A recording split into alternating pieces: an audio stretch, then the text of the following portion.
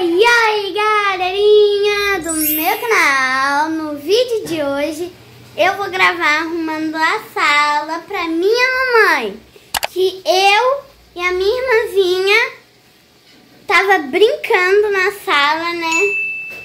E a gente vai eu vou arrumar, né, a bagunça que eu e minha irmã fez. Galerinha, é assim que tá a sala e eu vou arrumar.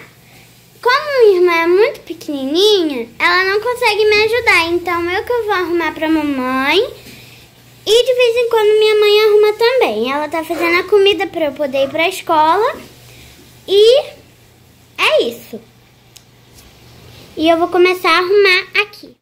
Galerinha, então eu vou começar a arrumar o sofá primeiro.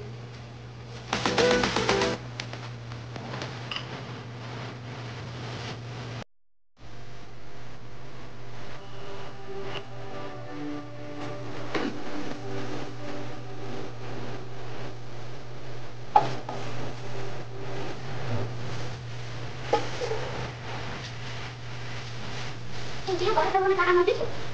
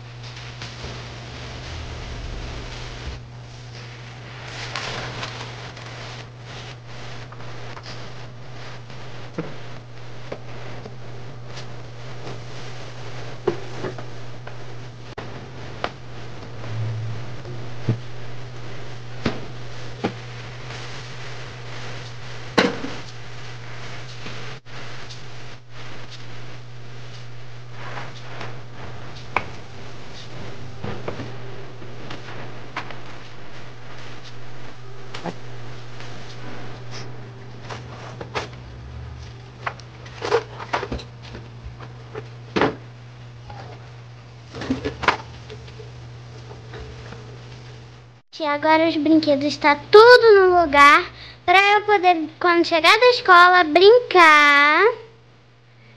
Tá tudo arrumadinho para quando chegar da escola eu brincar com a minha irmãzinha. E eu vou tomar banho, senão eu vou começar a me atrasar. Então, pessoal, com todos os brinquedos todos arrumadinhos, eu vou tomar um banho para eu não me atrasar para ir para a escola, quando voltar, eu brincar com a minha irmã. Então, um beijo. Tchau, tchau.